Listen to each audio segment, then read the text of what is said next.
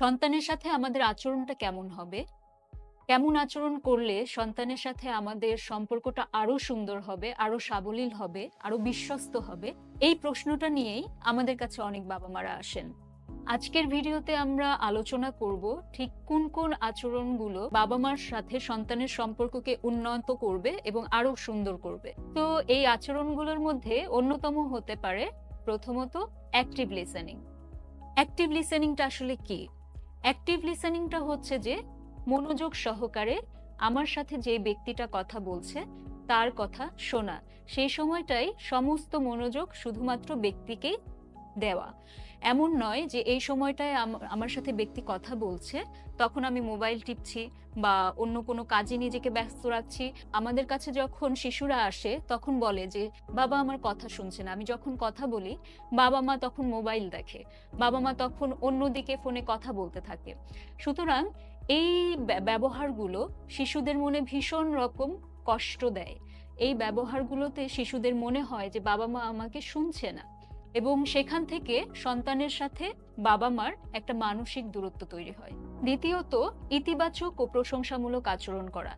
আমাদের কাছে অনেক সন্তানই এসে বলে যে আমার বাবা-মা ভালো কাজ করলেও কোনো প্রশংসা করে না। কিন্তু খারাপ কাজ করলে ধরে মার দেয় অথবা সারাক্ষণ সমালোচনা করে।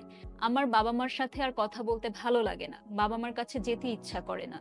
সুতরাং একটা বিষয় মাথায় রাখতে হবে, ইতিবাচক কথা, উৎসাহমূলক কথা এটা কিন্তু সন্তানের আত্মবিশ্বাস গড়ে তুলতে সহায়তা করে এবং যেকোনো সম্পর্কে ওপেন হতে সহায়তা করে।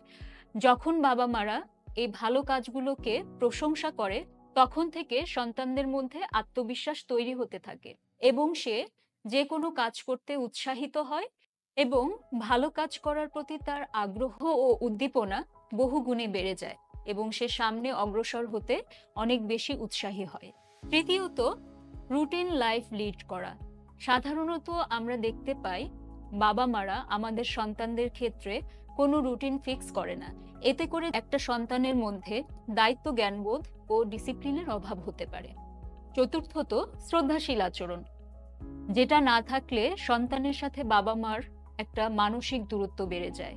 এটা আমি যদি আরেকটু সহজ করে বলি, যেমন আমরা অনেক সময় বাবা-মারা এটা করি যে সন্তানের বন্ধুর সামনে সন্তানের নেতিবাচক কথাগুলো বলি, নেগেটিভ যে সমালোচনাগুলো আছে সেগুলো বলি, কম্প্যারিজন করছি।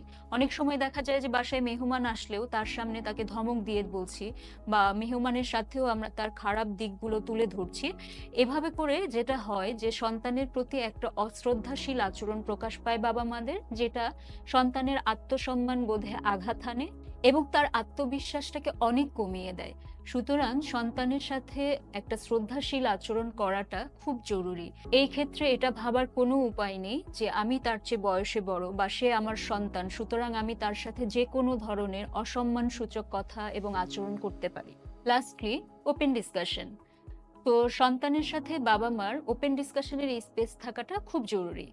এটা যদি না থাকে তাহলে যেটা হবে, সন্তান তার জীবনে ঘটে যাওয়া কোনো ঘটনাই বাবা-মার সাথে শেয়ার করবে না এবং এর ফলে যেটা হবে যে বাবা-মা তার সন্তানকে সঠিক সময়ে সঠিক সহায়তাটা প্রদান করতে অক্ষম থাকবে। এতে করে তার মধ্যে মানসিক অস্থিরতা তৈরি হতে পারে এবং সে ভীষণ রকম একাকিত্বে ভুগতে পারে যে তাকে সহায়তা করার মতো কেউ নেই।